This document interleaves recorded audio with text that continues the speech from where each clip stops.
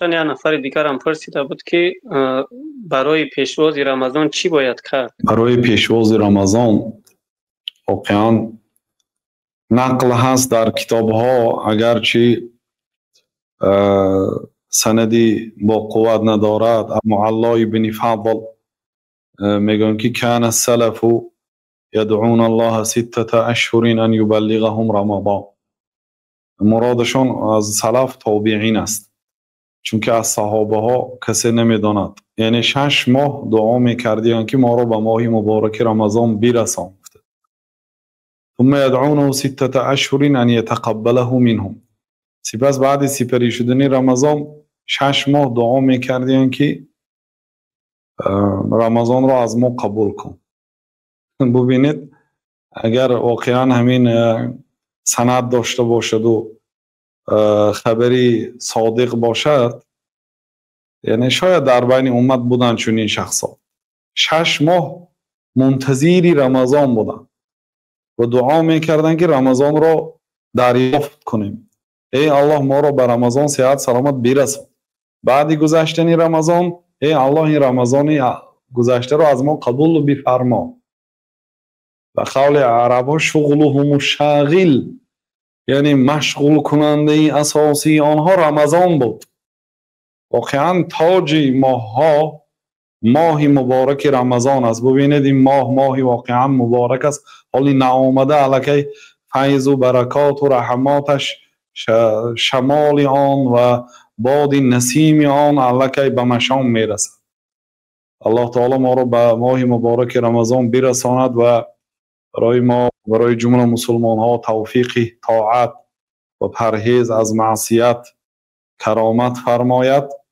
واقعا یعنی اگرچه این سند ندارد ولی خوب است. واقعا بودن شخصیت هایی که به رمضان محبت داشتن. واقعا دوست داشتن ماه رمضان این از ایمان است. و من یعظم شعائر الله فانها من تقوی القلوب.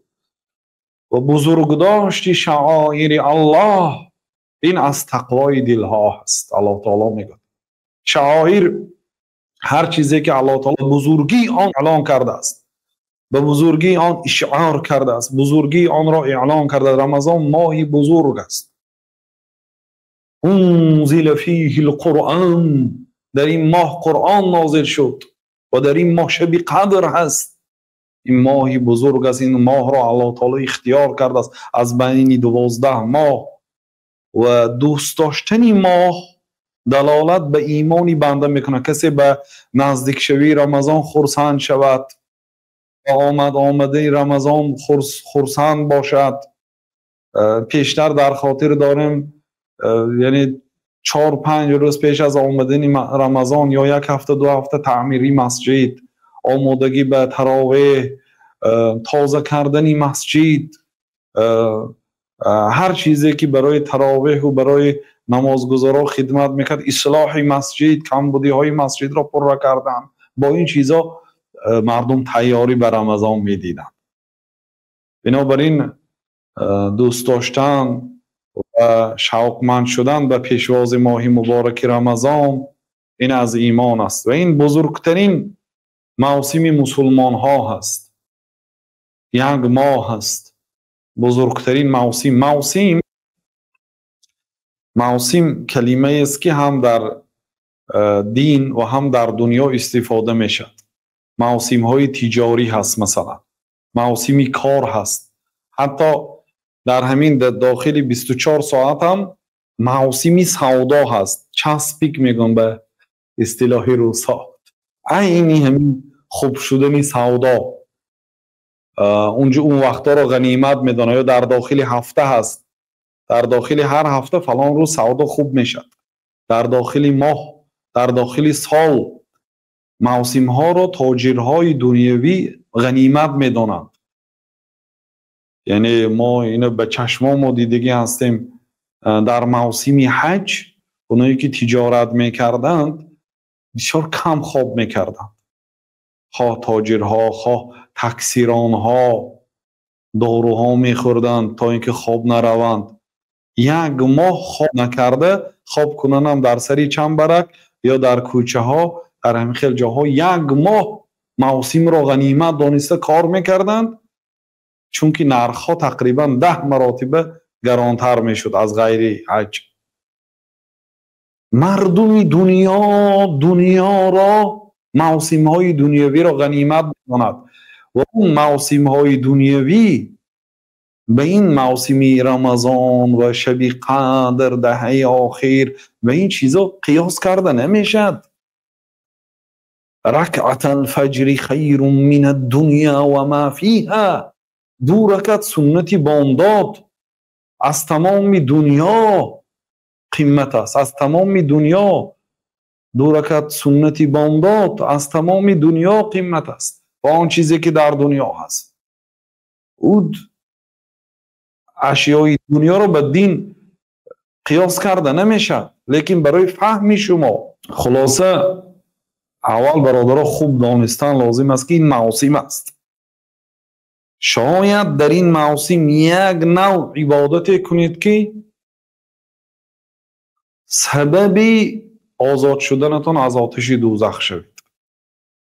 یک عبادتی کنید که الله او را قبول کند و نتیجه عملتان قبول شد یا نه بعد رمضان معلوم میشد.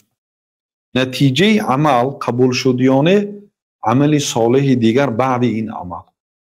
اگر بعد رمضان باز ایمانتان زیادتر شده، اکنون رمضان رفت دیگر آزادی گفته باز روی به گناه و ترک طاعات کنید، این معنی آن دارد که رمضان شما قبول نشده است. چون که شما باید بعد عملی صالح باز عملی صالح رو زیادتر کنید. نتیجه دهد عمل هایی که در ماه رمضان کردید، نتیجه دهد، چون که شما به الله تعالی نزدیک شدید، دعاهاتون قبول شد، عبادتهاتون قبول شد، گناهاتون مغفرت شد، شما سبوک شدید.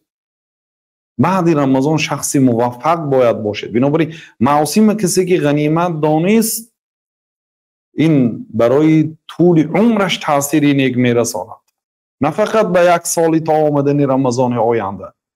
یه عملی میکنید که الله تعالی از وی عمل راضی میشود و به همین شما را از روی خط دوزخی ها میبردارد. چون که هر روز در ماه مبارک رمضان الله تعالی چندین نفرها را از آتش دوزخ آزاد میکند. یعنی فلانی را از آتش دوزخ آزاد کنید، اگر چه رفت و یگان گناه هم از او صادر شود هم این بعد، لیکن او علاقه صادر شده است.